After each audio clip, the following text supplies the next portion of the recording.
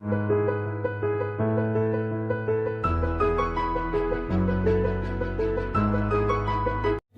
दोस्तों, यूपीएससी यानी union public service commission देश का एक ऐसा एग्जाम है जिसे क्लियर करने का सपना हम सभी देखते हैं, लेकिन इतना आसान नहीं है ये। इसको क्लियर करने की कोई मैजिक ट्रिक नहीं है और इतनी अनसर्टेनिटी होती है कि बहुत साल एग्जाम की प्रिपरेशन करने के बाद भी हम सक्सेसफुल होंगे या नहीं, इसके बारे में हमें बिल्कुल पता नहीं होता। इसीलिए बहुत सारे लोग हिम्मत हार जाते हैं। बहुत सारे एप्रीहेंशंस होते हैं, बहुत सारी चिंताएं होती हैं, जैसे कि कौन सी कोचिंग करें, कैसे तैयारी करें, किस सब्जेक्ट पे ज्यादा फोकस करें, सिलेक्शन का प्रोसेस क्या होता होगा। तो अगर आप यूपीएससी क्लियर करने का सपना देखते हैं तो आप बिल्कुल सही जगह पे हैं, क्योंकि आज हम बात करने जा रहे हैं गुजरात कैडर के आईएएस श्री आलोक कुमार पांडे जी से। उनसे बात करते हैं और ये जानते हैं कि उन्होंने कैसे अपने एग्जाम की प्रिपरेशन की। बहुत ही यंग एज में बहुत कुछ हासिल किया है आलोक जी ने, लेकिन फिर भी सीखने की अदम्य इच्छा है उनमें।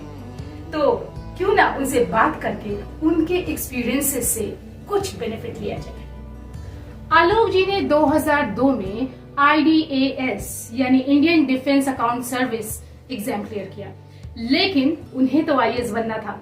अपनी धुन के पक्के 2006 तक तैयारी करते रहे। अगर आलोक जी की जगह कोई और होता तो कब की आशा छोड़ चुका होता, लेकिन वो अड़े रहे और 2006 में उन्होंने चौथी बार में अपना एग्जाम क्लियर किया। लेकिन एक बात मैं आपको बताना चाहूंगी कि कोई भी रिटन एग्जाम जो भी आलोक जी ने दिया, उसमें कोई भी एग्जाम ऐसा नहीं था जिसमें वो अनुत्तीर्ण हुए हो, यानी सारे रिटन एग्जाम उन्होंने क्लियर किए। ये एक बहुत बड़ी बात है। अब मैं बात करती हूँ उनके रिकॉर्ड्स की, क्योंकि उसके बगैर तो ये टॉक अधूरी होगी। तो 2 बार Guinness world book record holder हैं वो, लिम्का बुक अवार्डी हैं, सहारनपुर में कलेक्टर की पोस्ट पे थे, तो उनके डिस्ट्रिक्ट को डिस्ट्रिक्ट कलेक्टर अवार्ड योगा में मिला। ऐसे बहुत सारे अवार्ड्स हैं, अगर मैं सारे अवार्ड्स यहाँ पे मेंशन करूंगी ना तो बस रिकॉर्ड्स ही बताती रह जाऊंगी।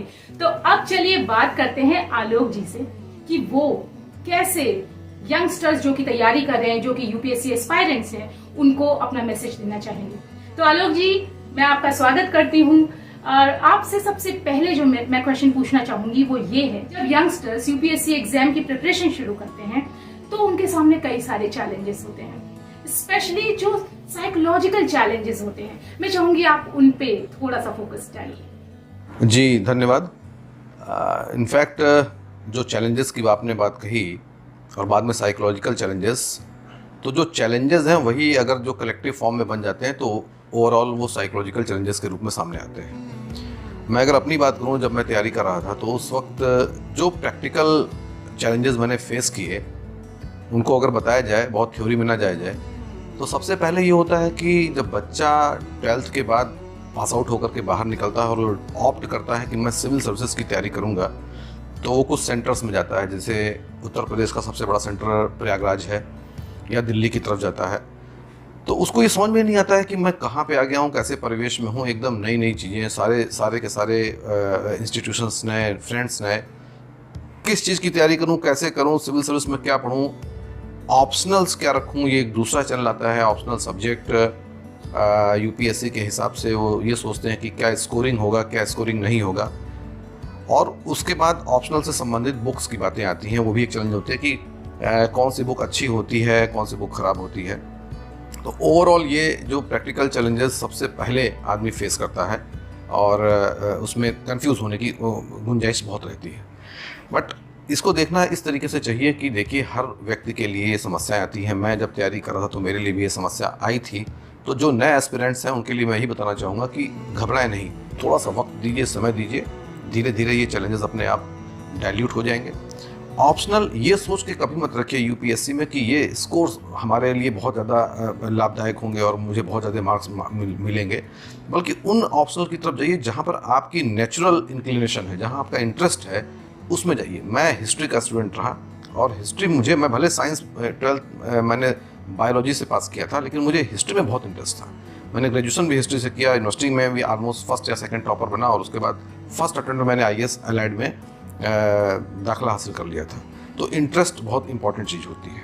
एक तीसरा चैलेंज ये बहुत बड़ा आता है, जो आज हम लोग के टाइम में भी स्टार्ट हो गया था, पहले उतना नहीं था, लेकिन आजकल अभी मैं कुछ दिन पहले दिल्ली गया था, मैंने देखा इस चीज़ को कि कोचिंग इंस्टीट्यूट्स का जो कॉमर्शलाइजेशन है वो अभी बहुत ज़्यादा बढ़ गया है।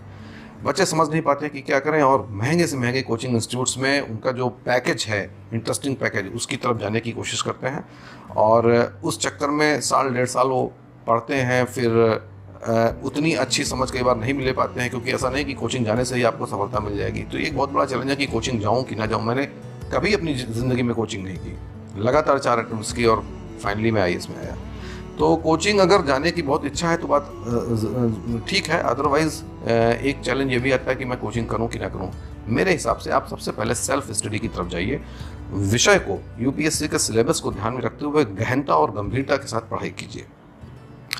चौथा 5वां चैलेंज जो है वो मेरे हिसाब से ये है कि देखिए, हर बच्चा रोज़गार चाहता है, एम्प्लॉयमेंट के लिए आता है, वो सोचता है, ये ज़रूर सोचता है कि मैं सिलेक्ट होऊंगा कि नहीं सिलेक्ट होऊंगा, और मुझे रोज़गार मिलेगा, नौकरी मिलेगी कि नहीं, एक घबराहट होती है। ये एक साइकोलॉजिकल चैलेंज है, बट धीरे धीरे तैयारी करते समय अगर आप बड़े ही मनोयोग के साथ तैयारी कर रहे हैं तो वो भी आराम से दूर हो जाता है। एक दूसरा चैलेंज ये भी आता है कि एक एक्सपेक्टेशंस जुड़ी होती हैं, पेरेंट्स की, फ्रेंड्स की, रिलेटिव्स की, खुद की, कि मैं कब सिलेक्ट होऊंगा, कैसे सिलेक्ट होऊंगा।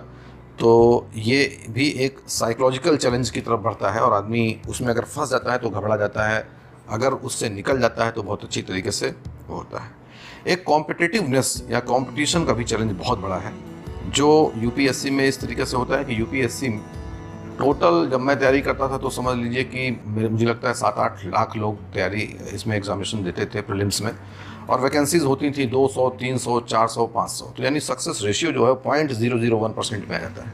तो ये एक बहुत बड़ा चैलेंज है जो UPSC के बच्चे फेस करते हैं। तो मेरे हिसाब से ये कुछ चैलेंजेस हैं, जिन चैलेंजेस को बच्चा जब तैयारी करता है या तैयारी के दौरान उसको कई बार ही लगता है, और ये बड़े प्रैक्टिकल चैलेंजेस हैं, किसी के साथ होते हैं। मैं आज IAS में हूँ तो भी मैं मैसेज ही देना चाहूँगा कि इन चैलेंजेस को मानिए कि ये एक लो एंग्जाइटी लेवल पर ही बने रहें, और वो आपको थ्रस्ट देते हैं, प्रोपेल करते हैं तैयारी करने के लिए, इसमें कोई बुराई नहीं।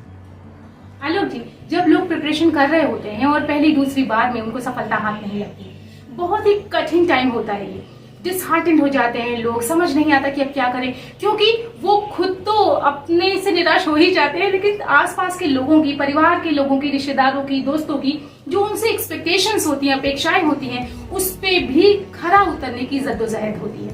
तो ऐसे में आप उनको क्या मैसेज देना चाहेंगे, आप उनको क्या बताना चाहेंगे कि कैसे वो अपनी विल पावर को स्ट्रांग रखें? देखिए, कंपटीशन के समय ये तो निहायत स्वाभाविक चीज़ है कि सफलता या असफलता के बारे में आदमी को सोचना होता है। मैं अपना खुद का एग्जांपल देने के बाद ये इस मामले में दूंगा, क्योंकि मैं फर्स्ट अटैम्प्ट में IAS अलाइड में क्वालिफाई कर गया था, लेकिन मेरा जो फाइनल गोल था वो IAS प्रॉपर था, इसलिए मैंने सेकंड अटैम्प्ट किया, थर्ड किया, और फोर्थ अटैम्प्ट फाइनली जब मैंने किया तब मैं IAS में आया। सेकंड अटैम्प्ट में भी मैं इंटरव्यू तक गया, थर्ड अटैम्प्ट में भी मैं इंटरव्यू तक गया, लेकिन हर बार असफलता मिलती रही। प्रॉब्लम होती है, निराशा होती है, डिसअपॉइंट होता है आदमी, लेकिन इसका मतलब ये नहीं कि छोड़ दे सब चीज़ें।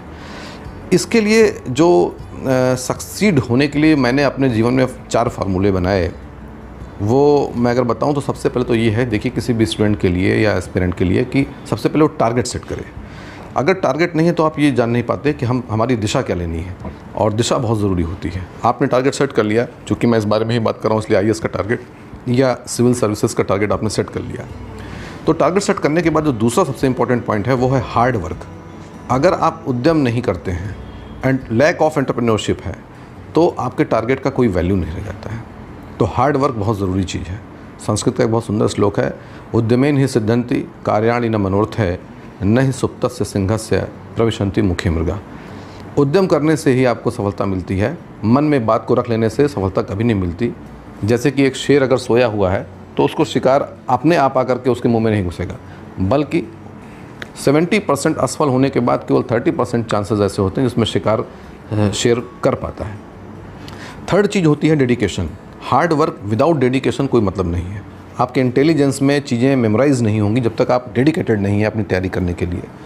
तो आप अगर अपनी पढ़ाई कर रहे हैं तो डेडिकेशन अगर या मोटिवेशन लेवल आपका हाई है या कोई चीज़ बैक पुश कर रही है आपको, तो ही सवेरे आप 4 बजे जाग पाएंगे या रात में देर रात तक पढ़ पाएंगे। अदरवाइज़ इस हार्ड वर्क का कोई मतलब नहीं है कि आपके दिमाग में कोई चीज़ें ऑब्जर्व ही नहीं कर पा रहे हैं, आप एनालाइज ही नहीं कर पा रहे हैं। So dedication is the third point which I feel is third mantra for success.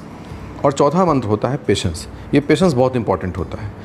मैं जैसा कि मैंने आपको बताया कि 4 अटेम्प्ट्स करने के बाद भी मैं IAS, 3 अटेम्प्ट्स करने के बाद भी मैं IAS की तैयारी करता रहा और फाइनली चूँकि मैं जनरल कैटेगरी से हूँ इसलिए मुझे 4 ही अटेम्प्ट्स थे, तो मैं फाइनली सक्सीड किया चौथे अटेम्प्ट में। तो इस तरीके से अगर देखा जाए तो पेशेंस का बहुत बड़ा रोल है। आप सफलता नहीं पा रहे हैं तो पहली बार में आप टूट गए तो आपका टारगेट, हार्डवर्क और डेडिकेशन तीनों एक चले जाएंगे। इन 4 चीज़ों को मैं कार के 4 टायर की तरीके से मानता हूँ। इन चारों टायर्स में अगर एक भी टायर पंक्चर है तो डिफ्लेटेड व्हीकल कभी चल नहीं पाएगी। गोल अचीव करने के लिए अपने कार से आप बैठ रहे हैं और गोल तक जा रहे हैं तो अचीव करने के लिए आपके चारों टायर बिल्कुल अच्छी तरीके से होने चाहिए। तो ये जो 4 चीज़ें हैं इनको अगर आप अपने मन में बैठा लें तो आपको प्लान बी की ज़रूरत नहीं पड़ेगी। आप ये सोचें कि मैं IAS की तैयारी कर रहा हूँ, नहीं होगा तो मैं बिज़नेस करूँगा, ये करूँगा, तो इन सब चीज़ों का कोई मतलब नहीं। अगर आप डेडिकेटेड हैं तो आपको सफलता मिल के रहेगी। इन 4 चीज़ों को याद रखिए और इन 4 चीज़ों को अगर अपने मन में बैठा लेते हैं तो प्लान बी की आवश्यकता नहीं है। मैंने प्लान बी कभी नहीं बनाया। आलोक जी, आपके पापा एक प्रशासनिक अधिकारी थे और आप एक उस माहौल में पले बढ़े, तो लोगों का ये मानना रहता है कि अगर फैमिली में इस तरीके के प्रशासनिक अधिकारी या कुछ इस तरीके के पोस्ट के लोग होते हैं तो उनकी राह आसान हो जाती है। आप इस बारे में क्या कहना चाहेंगे? क्या वाकई इसने आपको हेल्प की? तक मैं समझ पा रहा हूँ इस क्वेश्चन का मतलब ये है कि अगर बैकग्राउंड का एक एस्पिरेंट को कितना ज़्यादा हेल्प मिलता है। घर में प्रशासनिक अधिकारी हैं, बहुत रिच फैमिली से हैं, अर्बन फैमिली से हैं, तो अनडाउटली थोड़ी सी चीज़ें उसके लिए सरल इस तरीके से हो जाती हैं कि वो जो कठिनाइयाँ बहुत ज़्यादा आने वाली हैं एक सामान्य व्यक्ति के लिए, वो कठिनाइयाँ उसके लिए कुछ कम हो जाएंगी। लेकिन एक चीज़ ध्यान रखिए कि जैसे भगवान बुद्ध ने एक बार कहा था, अपदीपो भव, आत्मदीपो भव, अपने लिए दीपक स्वयं बनना है आपको। तो ये चीज़ मान के चलिए कि जब आप तैयारी के समर में कूदते हैं तो उस वक्त अभिमन्यु की तरीके से आप अकेले रहते हैं। इन बैकग्राउंड्स का, इन आसपास की सराउंडिंग्स का इतना महत्व नहीं होता जितना आपके डेडिकेशन का और आपके हार्ड वर्क का मतलब होता है। इसलिए मेरे फादर SDM थे, PCS स्टेट PCS में थे, ADM होकर रिटायर हुए। इसका मुझे क्या लाभ मिला? क्योंकि मेरे फादर गाड़ी से आते जाते थे, 3-4 पुलिस वाले उनके साथ रहते थे, एक सरकारी मकान में हम रहते थे। DM का इंस्टीट्यूशन क्या होता है वो मैं जानता था, लोकल एडमिनिस्ट्रेशन क्या है ये मैं जानता था। बट उसने मुझे तैयारी में क्या हेल्प दी ये मैं बहुत दावे से नहीं कह सकता, सिवाय इसके कि मुझे जब मैं सपने देखता था कि मैं IAS बनूंगा या लोकल एडमिनिस्ट्रेशन को हेड करूंगा तो मुझे अपने फादर की याद आती थी, बस इतना ही। उससे ज़्यादा मेहनत करने के लिए एक थोड़ा सा मोटिवेशन लेवल मुझे दे सका ये, और इसके ज़्यादा कुछ नहीं दे सका। इसलिए जो बच्चे रूरल बैकग्राउंड से आते हैं, इनफैक्ट मैंने जो प्रयागराज में तैयारी की उसमें मैंने देखा कि 80% से ज़्यादा बच्चे वो रूरल बैकग्राउंड के होते हैं और उनका जो फैमिली बैकग्राउंड होता है वो भी बड़ा पुअर होता है। पिताजी किसानी कर रहे हैं, माँ अनपढ़ हैं, हाउस वाइफ की तरीके से काम कर रही हैं, भाई बहन भी सब ऐसे ही गांव में पढ़े हैं, लेकिन वो सक्सीड करते हैं। और ऐसे मेरे बहुत बैचमेट्स हैं। इनफैक्ट एक बैचमेट तो ऐसा जिसके फादर चाय बनाते थे। तो ऐसी और वो IAS प्रॉपर में आया, मेरा बैचमेट है। तो ऐसी कंडीशन का ये लेना चाहिए, इससे हमको इनकरेज होना चाहिए, इनकरेजमेंट ये इस तरीके से लेना चाहिए कि फैमिली बैकग्राउंड का, कि पिताजी IAS हैं। कई ऐसे मेरे फ्रेंड जिनके फादर IAS हैं लेकिन वो बिजनेस कर रहे हैं। तो ये कभी प्लस माइनस नहीं करता है, आपकी हार्डवर्क किस तरीके से इसी के ऊपर ये डिपेंड करता है। संस्कृत का बहुत सुंदर श्लोक है, न अभिषेको न संस्कारा सिंहस्य क्रियते वने विक्रमार्जित अस्तस्य व्यय स्वयमेव मृगेदिता। स्वयमेव मृगेदिता का मतलब है कि आपको खुद ही शेर बनना पड़ता है। शेर जो है वो जंगल का राजा अपने आप नहीं बनता है। मतलब कहने का कि उसके लिए कोई अभिषेक या पंडित जी जा कर के उसका कोरोनेशन नहीं करते हैं, राजाभिषेक नहीं करते हैं। वो अपनी पुरुषार्थ के चलते ही वो जंगल का राजा कहलाता है। इसलिए आपको अगर सफलता लेनी है तो आपका स्वयं का पुरुषार्थ है जो आपको आपकी पर्सनैलिटी में होना चाहिए। मेरी व्हाट्सएप पे, मेरी फेसबुक के पेज पे, हर जगह मेरी टैग लाइन है वो यही है, मदायत्तम तु पौरुषम, यानी माई वॉलर इज़ माई पर्सनैलिटी। आपकी खुद की पर्सनैलिटी को आपको लेना पड़ेगा, कॉन्फिडेंस लेवल आपको बहुत हाई रखना पड़ेगा। आलोक जी, मैं आपको थैंक यू बोलना चाहूंगी कि आपने अपना इतना कीमती समय निकाला और हमारे व्यूअर्स से बात की। ये उन स्टूडेंट्स को, उन लोगों को बहुत ज्यादा मोटिवेट करेगी, बहुत ज्यादा उनको इंस्पायर करेगी कि वो अपनी विल पावर को स्ट्रॉन्ग रखते हुए अपनी राह पे बढ़ते जाएं और किसी के बारे में चिंता ना करें। तो आगे भी हम इस टॉक को कंटिन्यू रखेंगे नेक्स्ट सीरीज में, और इसके लिए मुझे आपसे ये एश्योरेंस चाहिए कि आप हमारे लिए फिर से अपना टाइम निकालेंगे। और सारे व्यूअर्स से मैं बस इतना ही कहना चाहूंगी, अपने आप पे भरोसा रखिए और बस कार्य को पूरे मन से, पूरी लगन से करते रहिए और देखिए कैसे सफलता आपके कदम छूती है। तो नेक्स्ट वीडियो में फिर आलोक जी से रूबरू होंगे। तब तक के लिए अपना ध्यान रखिए, मुस्कुराते रहिए, क्योंकि जिंदगी जबरदस्त है। नमस्कार।